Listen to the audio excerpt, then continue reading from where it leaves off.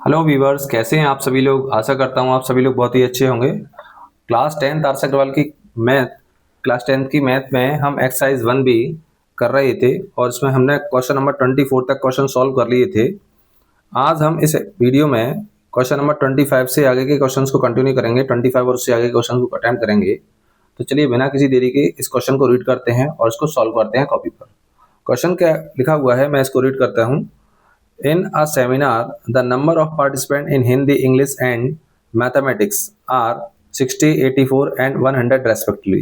First सबसे पहले हम ये क्वेश्चन काफ़ी लेंदी लग रहा है, तो सबसे पहले मैं इसको यहाँ से यहाँ तक पढ़ करके इसका मतलब आपको समझा देता हूँ कि भाई एक सेमिनार हुई जिसमें हिंदी, इंग्लिश और मैथमेटिक्स के जो पार्टिसिपेंट थे उनका जो नंबर था वो 60, यानी हिंदी के जो पार्टिसिपेंट थे वो 60 थे। इंग्लिश में पार्टिसिपेट करने वाले जो कैंडिडेट्स थे वो 84 थे और मैथमेटिक्स में पार्टिसिपेट करने वाले जो कैंडिडेट्स थे वो 108 थे। फिर कह रहा है find the minimum number of rooms required if in each room the same number of participant R be seated and all of them being in the same subject. यानी यहाँ पर आपसे जो पूछा जा रहा है वगैरह find the minimum number of rooms, आपको वो कम से कम कितने रूम की रिक्वायरमेंट होगी, रिक्वायर्ड कह रहा है तो यानी कितने रूम रिक्वायर हैं। If in each room, her room में यदि सेम नंबर ऑफ पार्टिसिपेंट ठहरे, यानी कि हर रूम में नंबर ऑफ कैंडिडेट सेम होने चाहिए।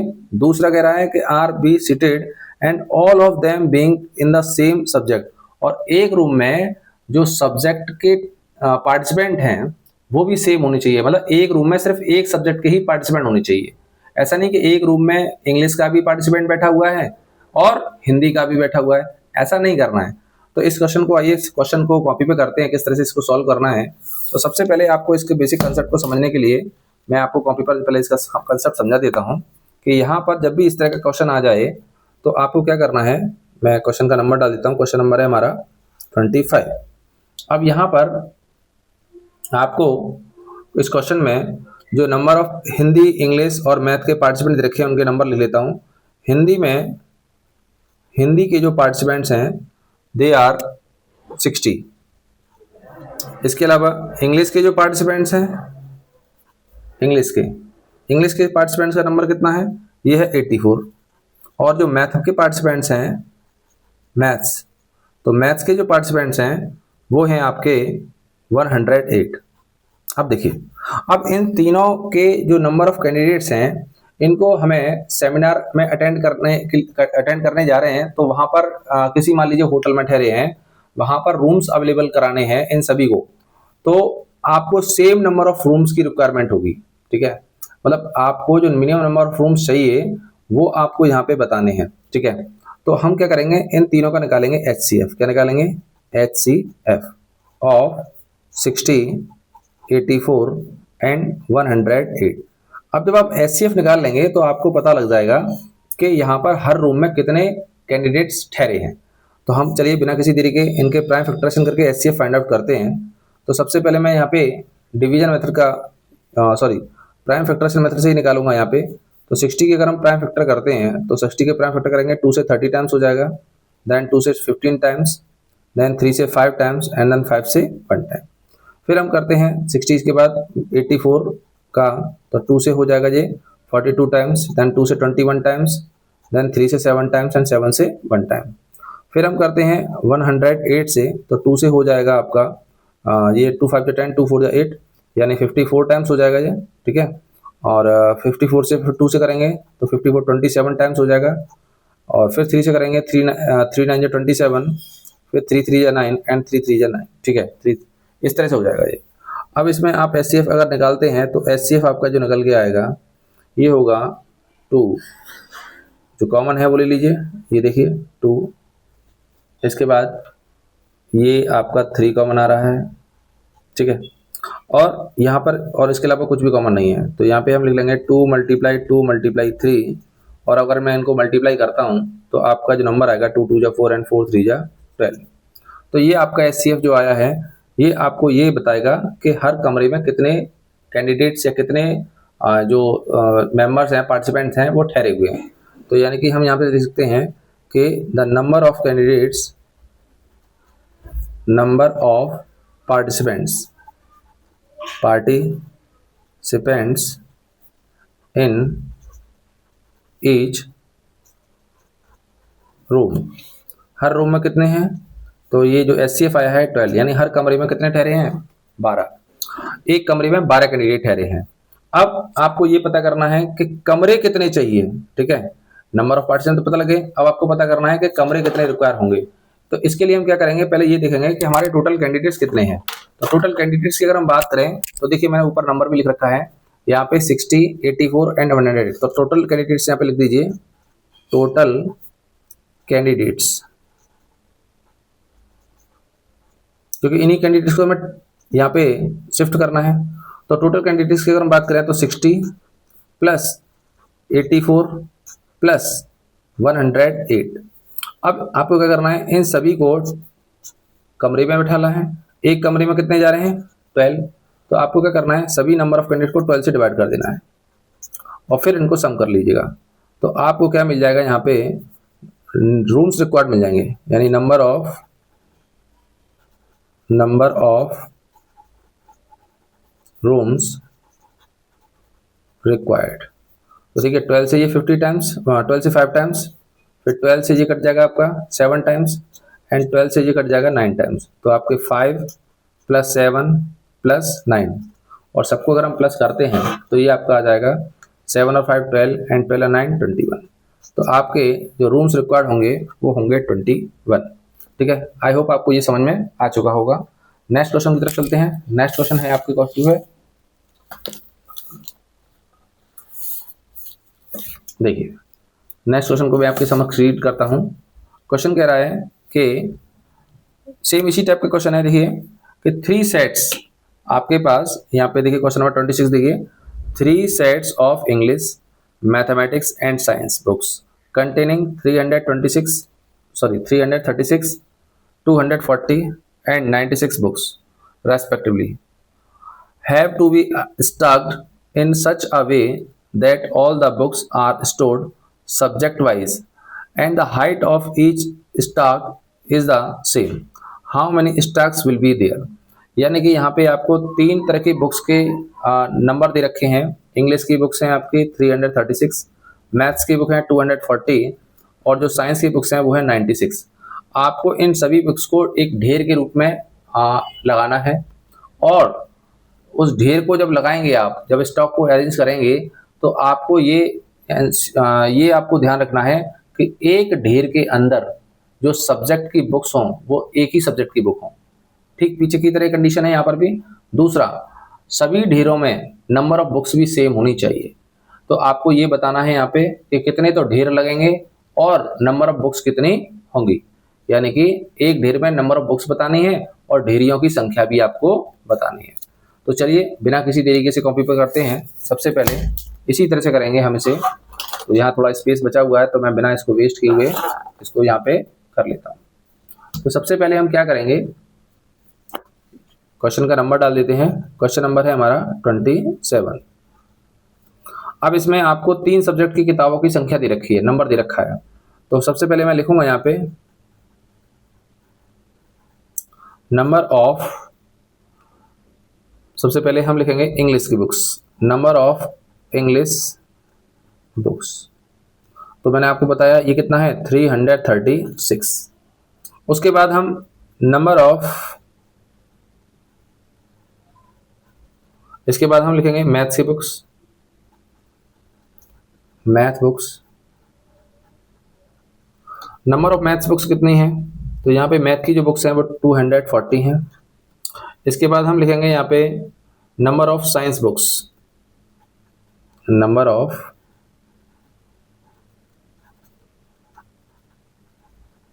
साइंस बुक्स, ये है आपके 96। अब आपको इन सभी बुक्स को अरेंज करना है, आपको इनको इनका जो है ना गट्ठा बनाना है, ढेरी बनानी है। तो आप किस तरह से करेंगे इसको अरेंज, तो देखिए ध्यान से। सबसे पहले हम क्या करेंगे, यहाँ पे इन सभी का निकालेंगे HCF। तो यहाँ पे हम HCF निकालेंगे, HCF ऑफ किस किस का 336, 240 एंड 96। इन तीनों का जो HCF निकल के आएगा वही आपको क्या बता देगा, number of books in each stock. ठीक, अब यहां पे हम क्या करेंगे, सबसे पहले इन सबका HCF निकालेंगे और वही प्राइम फैक्टराइजेशन मेथड का यूज करके। तो फर्स्ट हमारा नंबर है 336। अगर मैं इसके प्राइम फैक्टर करता हूं तो देखिए 2 से हो जाएगा ये, ठीक है। 2 से अगर हम करते हैं तो ये हो जाएगा आपका, चलिए मैं यहाँ कर देता हूँ एक बार, चलिए यहाँ स्पेस है तो यहाँ आपके सामने करके दिखा देता हूँ मैं से 336 2 से करेंगे, 2 1 जा 2, 1 बचेगा 13, 2 6 जा 12, 2 8 जा 16, फिर 2 से करिएगा, 2 8 जा 16, 2 4 जा 8, फिर देन 2 से करिएगा, 2 4 जा 8, 2 2 जा 4, फिर 2 से कीजिएगा, 2 2 जा 4, 2 1 जा 2, और फिर 3 से हो जाएगा 7 टाइम्स, और फिर इन सबका हम मल्टीप्लाई करा लेंगे। तो ये सब मैं यहाँ लिख लेता हूँ, 2 multiply 2 multiply 2 multiply 2 multiply 3 multiply 7। Next number है आपका 240, और जिसकी अगर मैं प्राइम फैक्टर में उर्ली करूं तो ये हो जाएंगे 2 से हो जाएगा, आप सभी समझदार हैं कि 2 से यहाँ पे अगर मैं डिवाइड करूंगा इसमें तो ये 2 से होगा 120 टाइम्स, देन 2 से 60 टाइम्स, देन 2 से 30 टाइम्स, फिर 2 से 15 टाइम्स, एंड 3 से ये हो जाएगा आपका, एक मिनट, 2 से 120 टाइम्स, फिर 2 से 60 टाइम्स, 2 से 30 टाइम्स, 2 से 15 टाइम्स, और 3 से 5 टाइम्स, एंड देन 5 से हो जाएगा, ठीक है।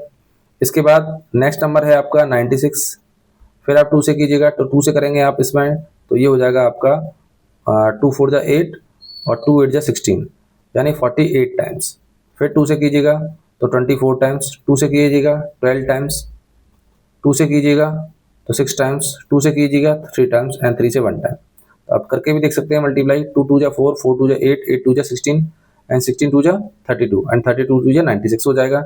अब यहाँ पे निकाल लीजिए आप क्या, HCF।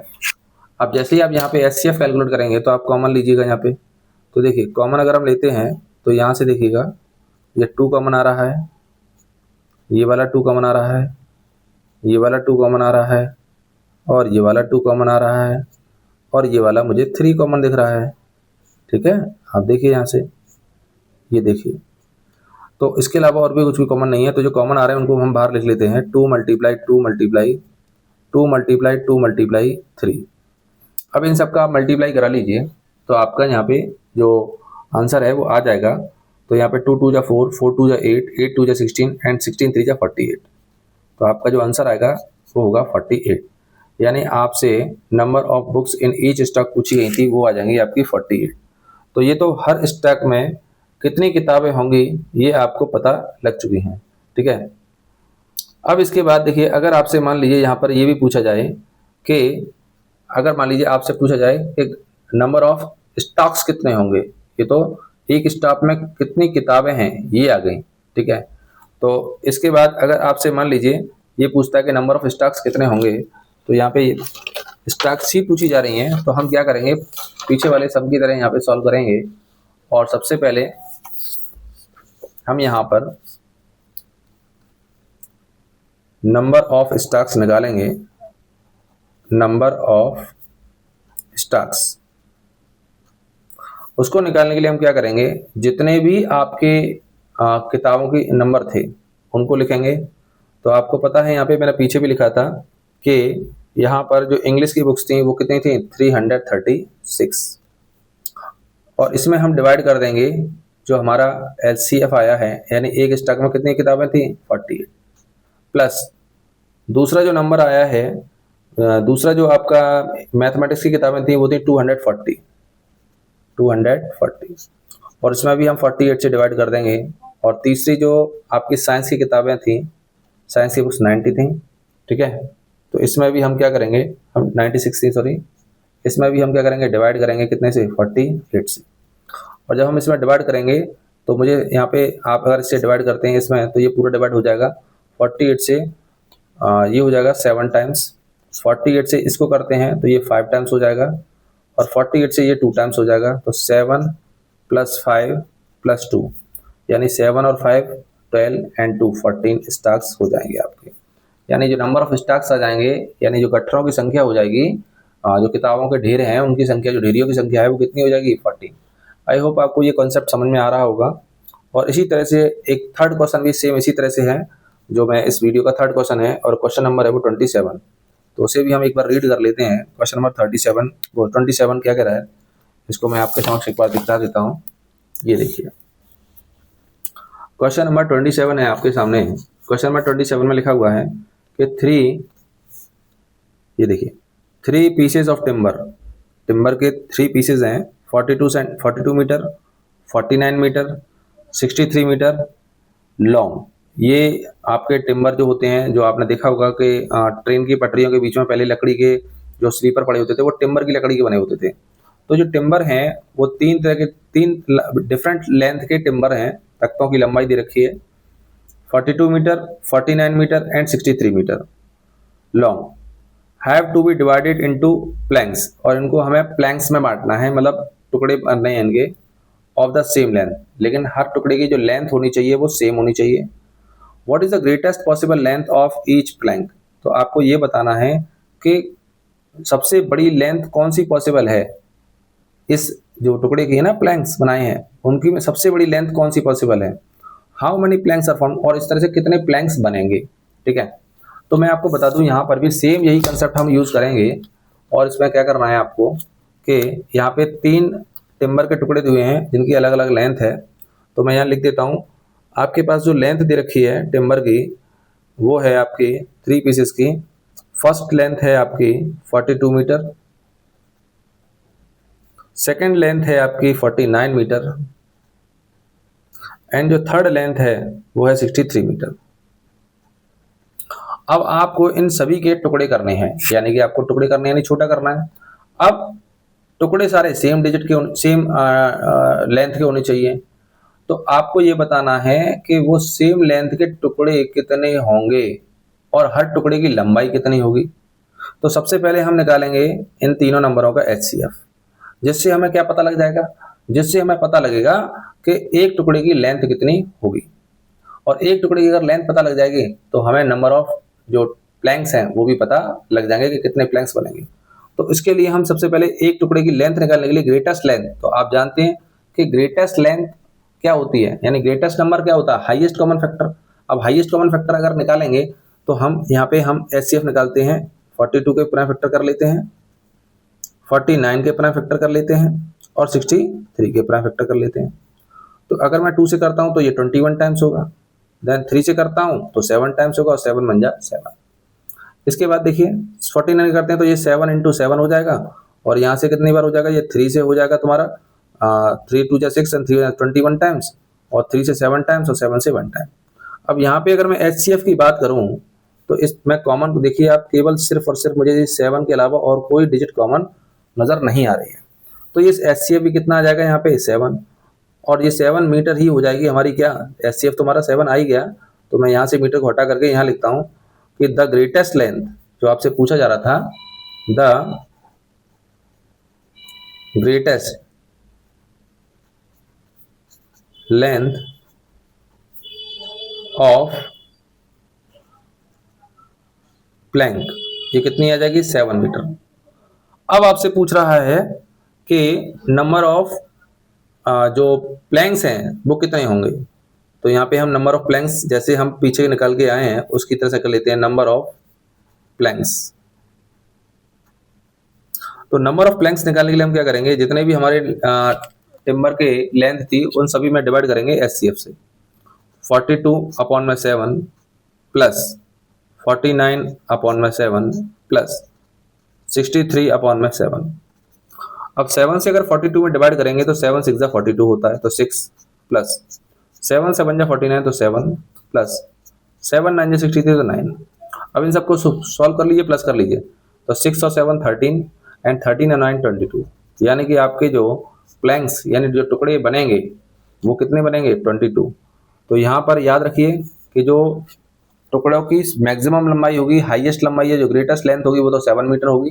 ठीक है, और जो नंबर ऑफ प्लैंक्स होंगे वो कितने होंगे 22। आशा करता हूँ यहाँ तक के क्वेश्चन आपको अच्छे समझ में आ चुके होंगे। इसके बाद हम नेक्स्ट क्वेश्चन की तरफ चलते हैं। नेक्स्ट क्वेश्चन जो है क्वेश्चन नंबर है हमारा 28। कह रहा है यहाँ से, देखिए एक बार रीड कर देता हूँ आपके सामने। क्वेश्चन में लिखा हुआ है कि find the greatest possible length which can be use to measure exactly the length 7 metre, 3 metre 85 centimetre and 12 metre 95 centimetre. यहाँ पर 3 लंबाई है दे रखी है, लेंथ दे रखी है, जिनको नापने के लिए, जिनको मेजर करने के लिए आपको मैक्सिमम कितनी लंबाई की जब आवश्यकता हुई, कितनी लंबाई की इंची टेप की आवश्यकता हुई है, जो मेजरमेंट के लिए जो भी आप स्केल कर रहे हैं वो कितनी मीटर लंबा, ग्रेटेस्ट से बड़ा कितना मीटर लंबा होगा, जो इन तीनों को एग्जैक्ट नाप सके। तो यहाँ भी मैं आपको बता दूं, जो चीज इनको, जो इन तीनों लेंथ को मेजर करेगी स्केल, वो जाहिर सी बात है इनसे तो छोटा ही होगा, क्योंकि वही तो मेजर करेगा तो छोटा ही होगा। तो छोटा होगा तो इसका मतलब यहाँ पे हम क्या निकालेंगे, छोटा होगा तो इसका इसमें डिवाइड भी चला जाएगा, और अगर डिवाइड चला जाएगा दिए नंबरों से तो इन तीनों का हमें क्या निकालना होगा, HCF। क्या निकालना होगा, HCF। तो हम इन तीनों नंबरों को यहाँ लिख लेते हैं और फिर निकालते हैं इनका HCF। क्वेश्चन नंबर है हमारा 28। और इस क्वेश्चन में हम क्या करेंगे कि पहले मैं लेंथ लिख लेता हूँ। पहली लेंथ है 7 मीटर, ठीक। सेकेंड लेंथ है आपकी 3 मीटर 85 सेंटीमीटर, ये इसी के साथ है। और जो थर्ड लेंथ है वो 12 मीटर 95 सेंटीमीटर है। अब आपको क्या करना है यहाँ पर कि सबसे पहले सभी को सेंटीमीटर बना लीजिए। जितनी भी लेंथ दे रखी है सबको क्या बना लेना है, सेंटीमीटर। इसके लिए आप क्या करेंगे, 7 मीटर, 1 मीटर में आप सभी जानते हैं 1 metre is equal to 100 centimetre होता है। अब मैं 7 मीटर को यहाँ पे अगर सेंटीमीटर बनाता हूँ तो ये हो जाएगा 700 सेंटीमीटर। यहाँ पर 3 मीटर और 85 सेंटीमीटर है तो 3 मीटर 300 सेंटीमीटर हो गया, और 85 और है तो ये हो जाएगा 385 सेंटीमीटर। इसी तरह से 12 मीटर 1200 सेंटीमीटर हो जाएगा, और 95 सेंटीमीटर और है, उसको अगर मैं ऐड करता हूँ इसमें तो ये 1295 सेंटीमीटर हो जाएगा। अब आपको क्या कर रहा है, इन तीनों का निकाल देना है HCF। अगर आप इन तीनों का HCF निकालते हैं तो आपको वो मैक्सिमम या ग्रेटेस्ट लेंथ पता लग जाएगी मेजरमेंट के लिए, जो इन तीनों को एग्जैक्ट नाप सकती है। तो इसके लिए हम क्या करेंगे, सबसे पहले इन तीनों के प्राइम फैक्टर कर लेते हैं। तो चलिए मैं यहाँ पे कर देता हूँ सबके पहले प्राइम फैक्टर। तो देखिए 700 की अगर मैं प्राइम फैक्टर करूँ तो 2 से 350 टाइम्स हो जाएगा। देन 2 से ये 2 1 जा 2, 2 7 जा 14 एंड 2 5 जा 10। फिर आप 3 से करिएगा, नहीं 5 से होगा, 3 से नहीं हो पाएगा। 5 3 जा 15 एंड 2 बचेगा 25, 5 5 जा 25। देन फिर से अगर आप 5 से करते हैं तो 5 7 जा 35 और फिर 7 1 जा 7। इसी तरह से मैं 385 के यहाँ पे प्राइम फैक्टर कर देता हूँ। यहाँ पे देखिए 385 लिखेंगे, और यहाँ पे मैं ऐसे करता हूँ तो पहले यहाँ पे 5 से करेंगे, 5 7 जा 35, 3 बचेगा 35, 5 7 जा 35। देन 7 से 11 टाइम्स हो जाएगा, और देन 11 से 1 टाइम। उसी तरह से अगर मान लीजिए हम 95 है कि अगर प्राइम फैक्टर करते हैं तो 2 से करेंगे, तो 2 से तो होगा नहीं क्योंकि यहाँ ऑड नंबर है। तो सीधे देखिए यहाँ पे हम करेंगे कितने से, ये 9 और 2 11 और 1 12 और 5 से होगा जी। 5 2 जा 10, 2 यहाँ पे रिमाइंडर बचेगा, 2 के आगे 9 लिखेंगे तो 29, 5 5 जा 25 हो जाएगा, 45 हो जाएगा फिर ये, और 5 9 जा 45। फिर आप कर दीजिए यहाँ पर आई थिंक 5 और 2 7 एंड 7 और 9 16, नहीं 5 से तो नहीं होगा, ये हो जाना चाहिए यहाँ पर। 3 से नहीं होगा, 5 से नहीं होगा, 7 से करके देखते हैं। हाँ 7 से हो जाएगा, 7 2 3 जा 21, 4 बचेगा 49 और 7 7 जा 49, और 37 एक प्राइम नंबर है तो 37 से ये 1 टाइम। अब मैं यहाँ पर साइड में इन तीनों नंबरों का HCF निकाल देता हूँ। तो यहाँ पर देखिए फर्स्ट नंबर था हमारा 700, जिसके प्राइम फैक्टर्स निकल के आए थे क्या, 2 प्रोडक्ट की फॉर्म में लिखेंगे, 2 मल्टीप्लाई 2 मल्टीप्लाई 5 मल्टीप्लाई 5 और मल्टीप्लाई 7। इसके बाद हम क्या करेंगे, नेक्स्ट लिखेंगे 385। इसके जो प्राइम फैक्टर आए थे वो थे 5 मल्टीप्लाई 7 मल्टीप्लाई 11 और फिर था हमारा 12 95। इसके प्राइम फैक्टर आए थे 5 मल्टीप्लाई 7 मल्टीप्लाई 37। अब यहाँ पे HCF अगर निकालना है तो आपको देखना होगा यहाँ पे कॉमन। तो कॉमन अगर देखें तो यहाँ पे 5 5 5, एक तो 5 मुझे कॉमन दिख रहा है, एक 7 दिख रहा है और तो कुछ है नहीं। तो यहाँ पे साफ साफ नज़र आ रहा है, एक तो ये मुझे नज़र आ रहा है देखिए 5 और एक यहाँ पे नज़र मुझे जो आया है वो है 7। इसके अलावा मुझे कोई भी कॉमन फैक्टर नज़र नहीं आ रहा है, कॉमन डिजिट नहीं है। तो यहाँ पे हम इन दोनों को ही ले लेते हैं, मल्टीप्लाई कर देते हैं, 5 7 जा 35 और ये 35 सेंटीमीटर में आएगा और यही वो मैक्सिमम लेंथ होगी, ग्रेटेस्ट लेंथ होगी जो इन सभी मेजरमेंट को यानी 7 मीटर को, 3 मीटर 85 सेंटीमीटर को और 12 मीटर 95 सेंटीमीटर को पूरा पूरा मेजर कर सकती है। ठीक है, और इस तरह से हम यहाँ पे इस क्वेश्चन का जवाब हमने निकाल लिया है। आशा करता हूँ आपको ये मैंने क्वेश्चन 25 से लेकर 28 तक जो क्वेश्चन सॉल्व कराए हैं आपको अच्छे से समझ में आ चुके होंगे। वीडियो लंबा ना हो इसके लिए मैं वीडियो को यहीं विराम देता हूँ। तब तक के लिए टेक केयर, गुड बाय।